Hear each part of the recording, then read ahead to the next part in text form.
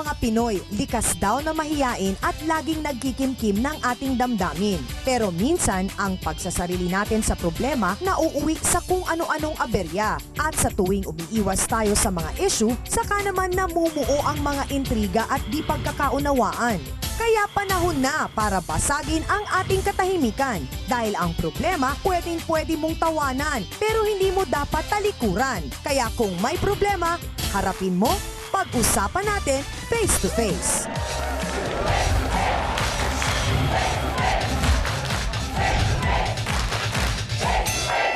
Nag-iinit na usapan, umaatikabong mga yan. Diskusyon na may resolusyon sa kauna-unang talakseri sa telebisyon.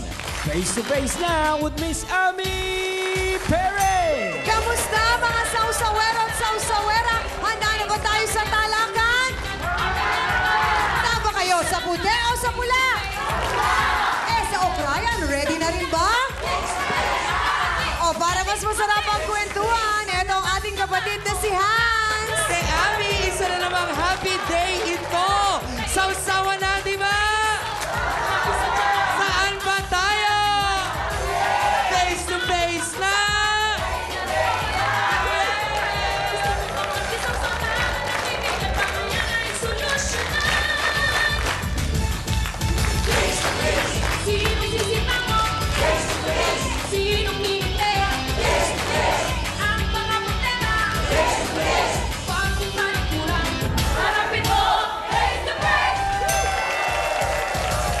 Kamusta mga kapatid? Face to face day na naman at welcome po sa lahat ng mga walang sawang nag-aabang, naghihintay at laging nakatutok po sa amin araw-araw. Sa mga kapatid po nating nanonood sa kani-kanilang mga bahay, sa mga nanonood sa atin through the internet at sa mga sausawero at sausawera dito sa loob ng studio. Hello!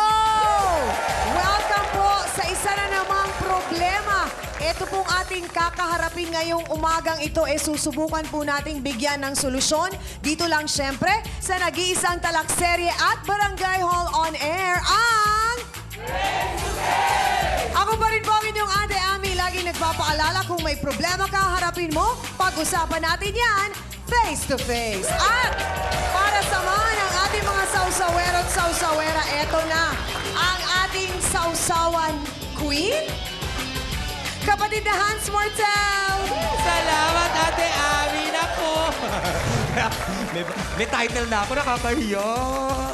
Pero ang hindi Queen na. nakakahiya... Ha? Queen na! Oo nga Nahihiya naman ako doon. Pero alam mo, ang hindi nakakahiya sa trabaho ko at talaga namang ipinagmamalaki ko ay ang pagpapakilala ng tatlong tao na talaga namang masasabi nating everyday they continue to enrich our lives. Siyempre, wala pong iba kundi ang ating trio, Tagapayo!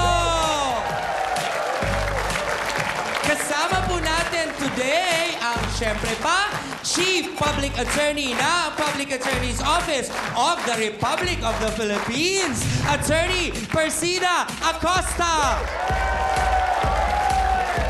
Ako, eto namang susunod talagang inaabangan ko kasi kung minsan ako mismo naliligaw din ng landas. Siya talaga nagsisilbing gabay sa ating araw-araw na pamumuhay. Siyempre pa po, si Father Sunny Merida. And ang aking ate, pareho ni Ate Ami, ate ko din ito. At siya naman ang tumutulong para maintindihan natin ang ikinikilos ng bawat isa sa ating paligid. Of course, Dr. Camille Garcia. At kumpleto na po ang mga tagapayo ng bayan. Nariyan na rin ang ating Ate Ami. Ang kulang na lang mga sausawero at sausawera ay kung anong magulong issue na naman ang ating susubukang solusyonan ngayong araw na to. Teng Ami! Kapatid na Hans, sa mga sausawero at sausawera, siksik at liglig po ang issue natin ngayong araw na ito at pipilitin talaga namin sa abot ng aming makakaya na maayos ito at masolusyonan. Dahil magkakapatid po ay nag-aaway dahil lamang po sa mga asawa nila. Yan po ang ating face-to-face issue of the day. Nagliliyab, nagbabagag. Ganyang kainit ang ating issue ngayon. Araw-araw po akong ginugulong kapag kayang nalalasing. Minumura ko, pati ang asawa ko, hindi titigil hanggang hindi makatulog yan. Pinagsasaksak ng pintuan ko, tsaka may dala pa siyang itak. Magkaaway din po yung dalawa na yan. At asawa ko, asawa niya. Totoo yun, lasing ako, pumunta ako sa bahay ng may dalawang kutsilyo. Nagalit po ako sa kanya, pinasok ko po niya sa bahay, pasakin ko sana. Ano ba ang pinagmulan ng away magkapatid na ito? Hindi na nga ba magkakasundo ang mag-utol? Pinagkakalat niya, nagpatay na ako. Dahil nakahingi siya ng amuloy. Ganyan ka, walang nga yung kapatid ko niya. Totoo yun, pinagkalan ko na patay ng utol ko, hiniyan ko na buloy. Sa galit ko po sa kanya, kaya ko po nagawa yun. Tama na po yung gawin ko sa kanya para hindi na ako nila pakialaman. Ano nga ba ang kahinat na nambangayan nila? Pag-usapan na natin yan face to face. Mga ka-face to face, simulan na po natin agad ang nagbabaga at mainit na isyong ito. Ang nagrereklamo po laban sa kanyang kapatid at hipag. Narito po, si Mang Carlos Patalod. Pasok!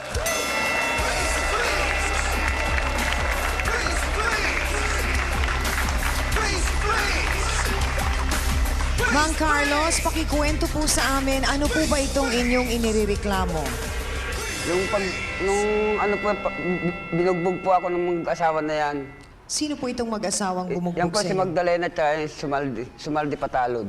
Kapatid po ninyo? Kapatid ko pong bunso yung Sumaldi. Bakit po kayo binugbog? Kasi hinahanap ko nga po yung itak. Pinapapalitan ko sa mag-asawa na yung itak na tinapon nung Magdalena na yan. Baka raw po gamitin ng asawa ko baka raw siya tagayin uli. Bakit po naman tatagain? Dahil nga po, kung ano-anong chismis po ang inaan po niya, ikinakalat sa mga kapitbahay, kung ano-anong salita, ang papangit na inaano sa mga tao. Ano po yung naging problema tungkol sa pakimkim? Ay, hindi ko po alam yun, ma'am. Yung misis ko pang magkausap po dyan. Hindi po naikwento sa inyo ng misis nyo na nagkaroon ng problema tungkol sa pakimkim? Hindi po. So ang pinag-aawayan nyo lang po talaga ni Magdalena ay yung itak. Yun At lang ang po, gusto itak nyo po. ay ibalik sa inyo para meron kayong panggamit para pag kayo ay kumuha ng kahoy. Opo, ma'am. Napakinggan na po natin ang ilan sa mga dahilan kung bakit kumukulo ang dugo ni Mang Carlos sa mag-asawang Zumalde o Omang at na kanya naman pong kapatid at yung asawang si Magdalena. Oras na po para naman marinig natin at malaman kung ano ang tungkol dyan sa pakimkim. Narito po si Erlinda Esguera.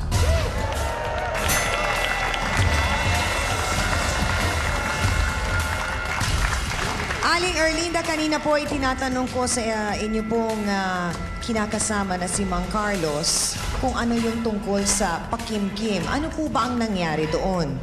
Yung alam ko po sa pakimkim na yon, ang sabi niya sa akin, kasi nagpabinyag siya ng anak niya, Sino po ang nagpabinyag? si Magdalena. Si Magdalena. Ay, ang sabi ko pala sa kanya, Magda, pwede ba hiramin ko to kasi wala akong pera? Ngayon ang sinenyas ko sa kanya yung pera na yon. Hindi ko sinasabi na, hindi ko alam na sinabi niya pang nanakawin ko. Sabi ko, Magda, pahiram muna nito ha. So, ibig sabihin, Kaya nga. talagang pinayagang kanya na yung perang yon ay hiramin mo. Magkano ang pera? 50 pesos po yun. Binayaran nyo na po ba? Hindi. Bakit? Kasi may utang din sila sa akin eh. Magkano pong utang naman sa inyo? Yun mo sa ano ng buhangin na pinag-anuhan namin mag-asawa. Ayon sa aming research, may pagkakataon din po pala o may nangyaring insidente na ipinagkalat daw po ng inyong asawa na si Mang Carlos ay patay na at hiningi na nila ng abuloy. Gaano po ito katotoo? Si Magdalena raw po nagkwento roon sa area po. Area po. Na hiningan na ako ng abulo ng kapatid ko na yan. Magkano daw po ang nahingi nilang abuloy? Ang balita ko po, may 1,000. 1,000. So 1,000 yung nakuha nila sa abuloy at sinabi pa na Patay na raw po Patay ako. na raw siya. Patawarin naman po. Ngayon tawagin po natin ang isa pang mga ka-face off ni na Aling Erlinda at Mang Carlos ang nagsasabing kinupit nga raw ni Aling Erlinda ang pera at namalakol naman daw kay Mang Carlos. Narito po si Magdalena Goher. Pasok! Bakit totoo na kasi sabi mo? Ano? Sinungaling ka! Sinungaling ka! Kasi sabi mo sa Sandali akin lang sa po. kapital, ano ako? Sandali Wanted lamang po. ako? Ha? Wanted ako sa kapital? Wanted ako sa kapital? Sandali lang. Sinungaling to ha? Totoo lahat yung sinabi ko ha? Sa Aling kapital. Magdalena, totoo Sabi ba mo. na pinalakol nyo si Mang Carlos? Totoo, pinalakol mo siya. Totoo po. Oh, dahil saan? Totoo. Dahil saan? Sandali lamang po. Aling Magdalena, bibigyan ko po kayo ng pagkakataon na sumagot at ipaliwanag po ang panig nyo sa pagbabalik po ng face-to-face. Diyan lamang kayo. Gaano po katotoo na pinagkalat ninyo na patay na ang kuya ninyo at humingi kayo ng abuloy? Sa galit ko po sa kanila. Pinalalabas nila na patay na yung kuya at pinanghihingi ng abuloy. Swingling yan, stapa yun.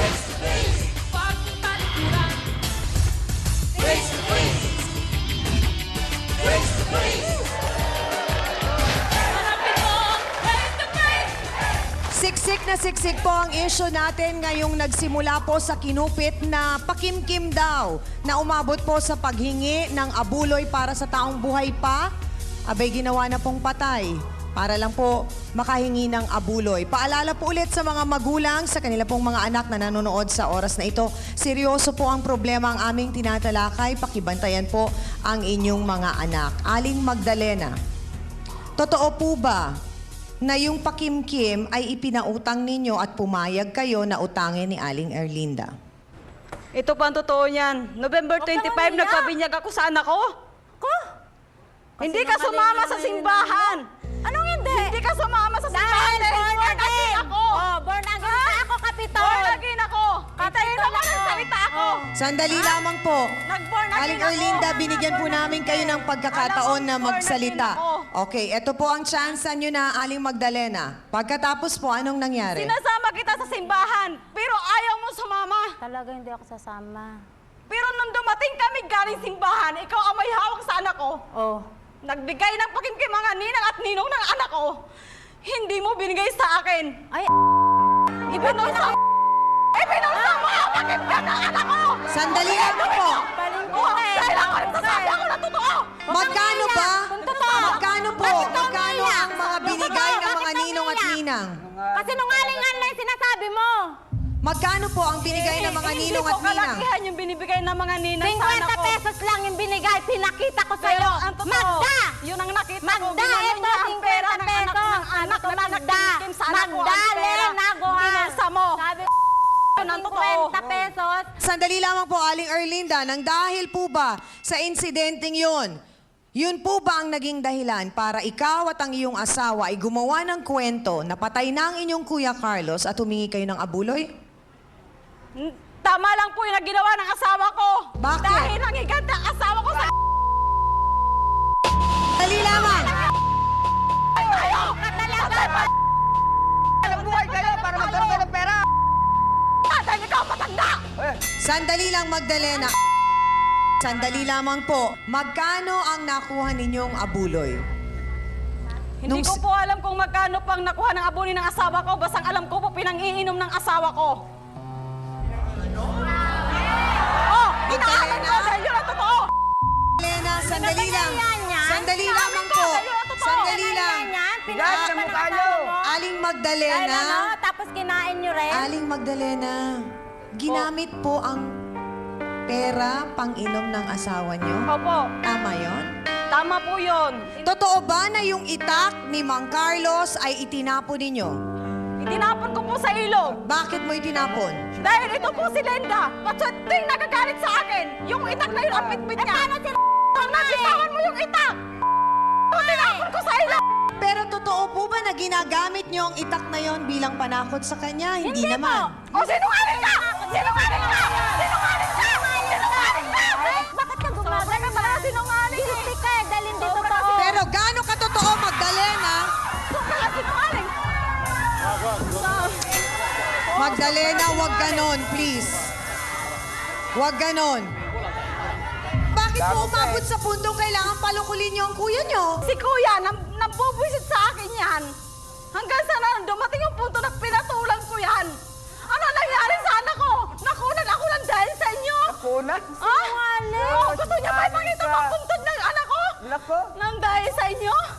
Hindi ba kayo naawa sa akin? Pangalan pa yun yung anak mong pangalan. Buntis ka na naman. Hindi mo ba nakita? Bakit ba may-ari na? Ang sinasabi niyo Sa dito, ginawa ninyo sa akin. masama ang loob ninyo, Aling Magdalena, dahil kayo po ay nakuna ng dahil sa kanila. Ganun Opo. po? Hindi yung Sa asawa pagkakataon na ito, tawagin po natin ang kapatid po ni Mang Carlos na sinasabing laging umiinom at siyang nagiging kaaway ng kanyang kuya. Narito po, tawagin natin si Zumalde Omang Patalot. Pasok!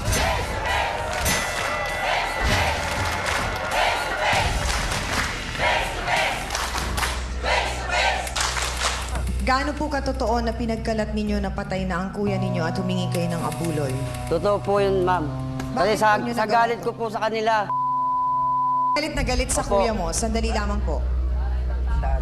Yung ginawa po kasi ng asawa niya din sa anak ko, pakimkim ng anak ko, binulsa niya. Yun po ang totoo. So nang dahil doon, gumanti ka sa kuya mo Opo. at nang abuloy ka, saan mo ginamit ang pera? Yun po, pinangin ko po yun. Patawarin. Po. Magkano inabot po ang pera? Dali lang. Magkano po inabot? Bali, umabot lang po ng, ng 600. Awakan mo, baka kaluluwa na ako. Ang sabi po ni Aling Erlinda ay nagpaalam siya kay Magdalena at sinabi niyang uutangin niya yon. Hindi po totoo yun. So nagsisinungaling si Aling Erlinda sa lahat ng ito. Para mayroon lang kayo lamunin. Pati abuloy. Abuloy ko, ha? Ginawa nyo? Hindi ko kinain ang abuloy mo! Oh. Pinang-inom ng kapatid mo! Di ba nagsasabi ako ng totoo? Oh, ano pa? Sandali lamang, para maliwanagan kayong apat, Aling Magdalena, Mang Omang, makinig kayong mabuti sa tatanungin ko kay Attorney Acosta. Mayroong bang kaso na pwedeng isampa laban sa kanila? Actually, under the revised penal code, yan ang tinatawag na swindling o estapa by means of false pretenses. Pinalalabas nila na patay na yung kuya at pinanghihingi ng abuloy. Swindling yun, estapa yun. Pero, under Article 332, pag ang merong ginawang ganon ay kapatid sa kapatid, walang penal action eh. Magkapatid yan eh. Pwede, civil liability lang. Pero, kung hindi legal na asawa, si Aling Magda, third party siya, third person, pwedeng siya ang makasuhan ng swindling. Hindi dahilan yun na ang isang kamalian ay susuklian natin na isang kamalian pa, isa pang kasalanan. Salamat, may face-to-face na inaayos ngayon ang problema nyo. Napakagandang abil ito. Maraming pong salamat, Attorney Acosta. Gusto ko lang maintindihan kasi yung sama ng loob na pinanggagalingan mo, Aling Magdalena. Bakit ka ba galit na galit sa kanila at bakit sila ang sinisisi mo sa pagkawala ng anak mo? Paano po? Yung ginawa nila sa akin, dapat hindi sana ako nagdaramdam nun. Daramdam ako sa ginawa nila sa akin eh. Ano po ang ginawa nila? Para maintindihan po namin kayo. Sinasabihan po nila akong patay gutom, wala daw pa kumakain. Umaasa lang daw po ako sa mga bigay-bigay lang daw po sa akin. Sana Sinasabi sila po na po niyo? yung... Sana sila kayo yung nakakatanda, kayo yung mayroon. Wala Kayo po dapat ang sinasabi magbigay ganyan. sa akin, hindi yung magsalita kayo ng ganun-ganun. Mga kasausawan, hindi pa po tayo tapos. May isa pang matinding revelasyon po sa pagbabalik ng Face to Face. Diyan lamang po kayo. Diretsahang tanong pa ulit. Sino ang ama ng batang nalaglag?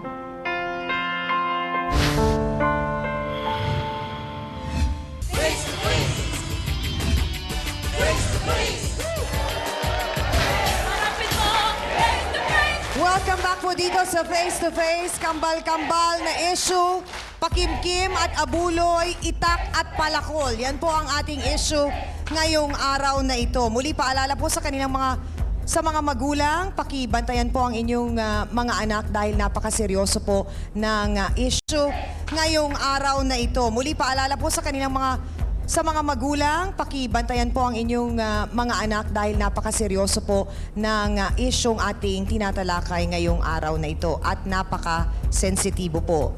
At tulad ng sinabi ko po kanina, meron pong isang tao na hindi naman nila kaaway pero nandito at malalaman naman natin kung ano ang kwento niya sa lahat ng nangyayaring ito. Narito po, tawagin natin si Zaldy Pataldo.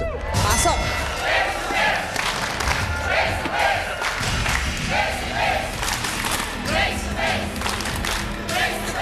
Zaldy, ikaw ay kakambal ni Omang? Opo, ma'am. Sa ano pong dahilan, bakit nandito kayo ngayon at nasa panig ng iyong Kuya Carlos? Gusto ko po malaman.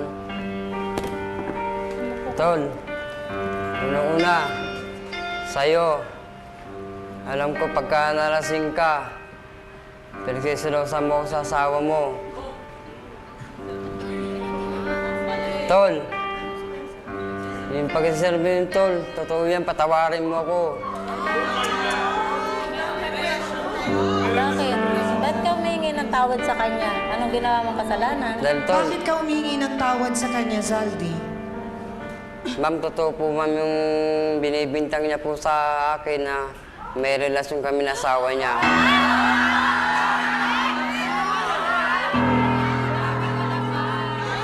Nakakaya. Gusto. Nakakaya. Di. Magdalena, Nang dahil na naman totoo sa- ba ang sinasabi ni Zaldy? Opo, totoo po.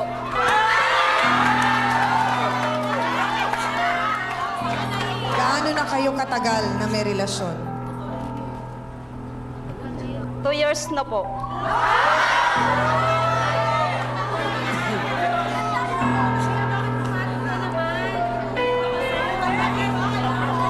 Wala. Zaldy, gusto lang naming malaman na bakit sa puntong ito, dito mo lang inamin at sinabi ngayong nagkakagulo ang Kuya Carlos mo at si Omang. Parang hindi ba lalong gugulo ang mga sitwasyon sa ginawa mo? Sa akin po ma'am, mas maliligayahin pa po kung mailabas sa lahat ng taong ang relasyon namin ng asawa ni kambal ko. Hanggang ngayon, may relasyon pa rin kayo o wala na? Meron pa po.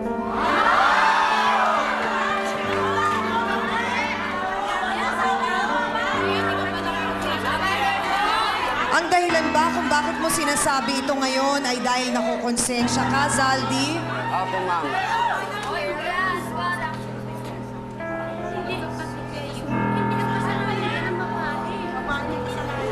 Magdalena, kung tatalungin kita ngayon, bakit hinayaan mong mangyari yon? Ganito po kasi yon. Itong asawa ko, bagong panganak ako sa anak ko, pinabayaan niya ako. Hinayaan niya akong magutom, na wala akong makain sa loob ng bahay, nag-aasikaso yung kakambal niya. Anong nangyari? Sinabi ng kapatid niya, huwag mong intindihin yung kapatid ko. Ako mag-aasikaso sa'yo dahil pinabayaan ka niya. Dahil lang ginawa po ng asawa ko, walang ginawa kundi ang mag-inom na mag-inom. Omang, Naawa po sa akin yung kapatid niya. nasaan ka nung mga oras na kailangan ka ni Magdalena? Doon lang po ako sa sa barkada ko. Sa puntong ito, para maliwanagan tayo, lalo na ang kambal, gusto ko lamang tanungin si Dr. Camille, gaano katotoo yung sinasabi nila, Dr. Camille, na kapag kakambal, pareho yung gusto nila, pareho ang ayaw? Maaring ganun ba ang nangyari sa sitwasyon na ito ni Omang, ni Magdalena, at ni Zaldy? Ang nakikita ko rito, yung tinatawag nating twin shift transference na ang may gawa ay si Magdalena. Dahil nakita niya yung pagkukulang na isang kambal dun sa, nung asawa niya, nakakambal nito, parang inassume na niya na kung ano yung dapat na ginawa ng asawa niya ay napunta dun sa kakambal niyang si Zaldy, automatic siya. Ang tingin mo, yung parang sinasabi mo, salamin siya nung kabila. Kaya wala kang, ang nakikita niyang mukha, hindi actually yung sabihin mo kay Zaldy, pero yung mirroring ng image na dapat na asawa na ina-assume talaga sana ni Magdalena. Marami pong salamat, Dr. Camille. Magdalena, Po. Opo. Isang tanong, isang sagot lang. Sino ang mas mahal mo? Si Omang o si Zaldi? Si Saldi po. Bakit? Dahil hindi po ako pinabayaan yan. Ano po yan, numaasikaso po talaga sa anak ko. Inaasikaso po niya ang anak ko. Alam niya na walang gatas ang anak ko. Hahanap siya ng pambiling gatas ng anak ko. Omang, matapos mong marinig yon, anong reaksyon mo? Kaya wala po magawa. Yun ang ano nila eh. Hindi ko naman alam na may relasyon silang dalawa. Ngayon ko lang narinig yan eh. Ngayon ko lang po nalaman nung umarap po kami rito. Magdalena, diretsahang tanong pa ulit. Sino ang ama ng batang nalaglag? Si Saldi po.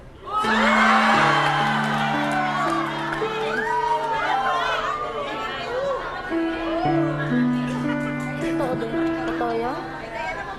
Ha? Alam mo yon, Omang? Hindi ko alam yun. Wala po akong alam sa mga ginagawa nila.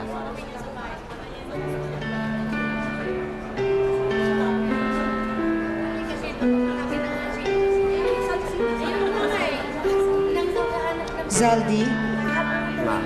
alam mo na ikaw ang ama nun. Opo, ma'am.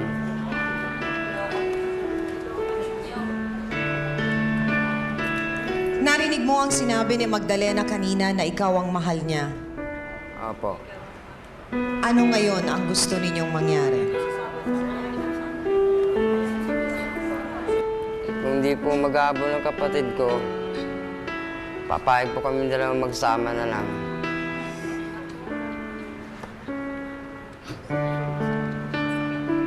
Omang, kaya mong tanggapin Kung yun ang na palayain si Magdalena para sa kapatid mo? yun ang kagustuhan nilang dalawa at wala akong magagawa. Basta ako mag-iwalay na lang talaga kami nito. Kaysa ano pa magawa ko.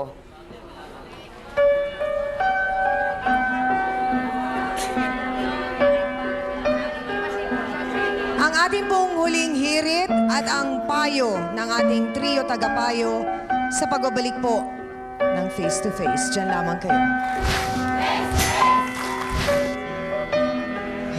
Kasalanan ko.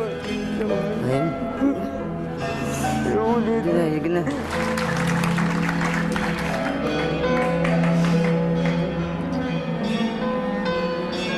Face to Face would like to thank AXN Time and Shades. Easy 27 Guava Plus Organic Soap effectively controls 27 skin problems. Bello Medical Group.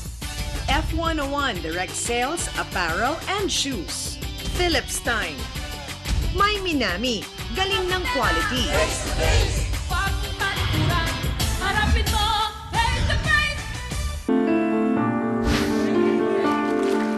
Mga ka-face to face, naging mabigat po at sensitibo ang ating issue ngayong araw na ito. At para po sa ating huling hirit, nais ko pong hingin ang opinyon ni Mang Carlos. Ano po ang payo o mensahe na nais po ninyong sabihin sa inyong mga kapatid? Para po sa akin, ang gusto ko po sana mangyari, lumayo na ito isang kambal para hindi masira ang buhay ng isang kambal. Kasi pag yan nagsama itong dalawa, mas lalo mag-iinom yan. Magwawala na magwawala yan. Kaya ang gawin ni Saldi para sa akin, lumayo na lang siya, wag na makisama sa kanila. Sa ating po mga panauhin ngayong araw na ito, napakalaga po. Lalo na sa iyo, Saldi, kay Magdalena, at sa ating lahat, napakinggan po mabuti ang sasabihin ng ating trio tagapayo. Simulan po natin kay Attorney Acosta. Napakakomplikado ng problemang ito. Nag-uugat, alam ko ugat, kahirapan. Bakit nga ba ang naging pangalan ng iyong minahal ay Magdalena? Ang ama ng laglag na bata, iyong kakambal na si Saldi. Aling Magdalena, marami kang pagsisisihan at kailangan kang kumonsulta kay Father Sani Merida. So sa puntong yan, kung pupunta man kayo sa husgado o sa barangay hall at dito sa barangay on air ng face to face, para sa akin, we will leave you as you are. Kasi pare-pareho halos kayong may sala, lalo ka na, Magdalena. Marami pong salamat, Attorney Acosta. Dr. Camille? Kung napansin nyo kanina yung pagpipiga na ginagawa kanina ni Magdalena, ito po ay isang non-verbal communication na sinasabi po niya na meron po siyang kasalanang ibig ipahiwatig pero hindi po nagagawa ng kanyang bibig pero nagagawa po ng kanyang kamay. Kaya nga po kumisan sasabihin natin na mas madaling makita ang tao sa kanyang mata kung siya ay nagsisinungaling o hindi. At para po kay Saldi, mas madali na ikaw ay mag-move on kung gawin mo yon na ihiwalay mo yung sarili mo sa kasalanang nangyayari ngayon. Dahil meron pang malaki pa yung tsansa mo na madali kang makapagbago kung ikaw mismo ay lalayo. Yun lang po. Reverend Sunny? Ako po ay nalulungkot sa mga pangyayari dito sa face-to-face. Ngunit maging positibo na sana ang ating pananaw dahil pagkatapos po ng sakit, hirap, pagdurusa, problema, mayroon ding kaligayahan darating. Yan po dapat ang ating isipin. Kaya po nagkakaroon ng ganito dahil hindi po nananatili ang Panginoon sa atin. So, gawin nyo, unang-una sa lahat, ang pagsamba, ang pananalig sa Diyos. Ang lahat ng biyaya darating sa atin, siksik, liglig, at mag-uumapaw pa. Marami pong salamat sa ating trio tagapayo. Matapos po naming marinig ang lahat ng sama ng loob ninyo, ang sensitibong problema ng pamilyang ito, nais din naman po namin, Mang Carlos, Saldi, at Mang Omang na magkaayos kayong magkakapatid sa naging pagkakamali mo. Tol. Kasalanan ko. Ayun. Sige na.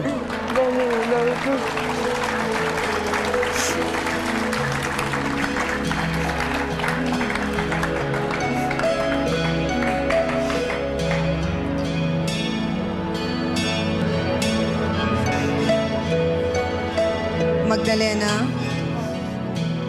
ito na rin ang pagkakataon na makapagsabi ka ng lahat ng gusto mong sabihin kay Omang at marahil humingi rin ng kapatawaran. Wala pa akong anak. Wala pa tayong anak. Simula nung sama tayo, yung kapatid mo naman ang pinagbibintangan mo sa akin, di ba? Ngayon na dumating yung puntong ganito, sana tanggapin mo. Dahil ang totoo, mahal ko rin naman yung kapatid mo. Mas mahal ko yung kapatid mo kaysa sa'yo eh. Dahil ang kapatid mo, hindi siya marunong magpapaya sa akin. Ngayon, kung sakali man dumating man yung puntong lumayo kami ng kapatid mo, sa poder mo, hindi ko rin ipagkakait ang anak mo sa'yo. Omang, may gusto ka bang sabihin kay Magdalena? Wala nga po bang masasabi, ma'am, kung yun talaga desisyon niya sa sarili niya. Ano po ang desisyon ninyo? Ang para sa akin, iwanan ko na lang siya.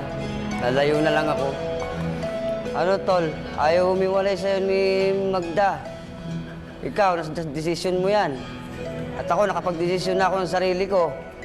Yung nga, yung unang-una pakinggan natin si Kuya, nakakatanda natin kapatid. Kung ano nga yung sinabi niya kanina, yun din ang gagawin ko. Magdalena, sinabi na ni Zaldi na iiwan ka niya.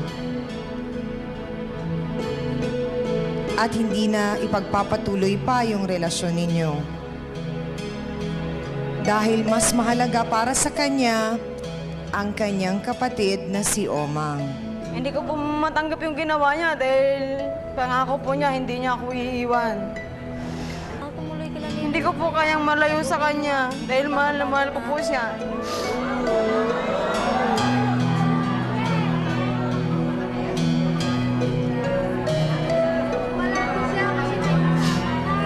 Ma'am Carlos, hihingin ko po ang huling mensahe ninyo.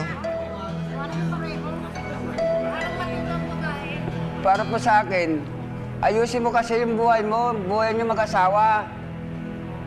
O mang, huwag kang inom ng inom.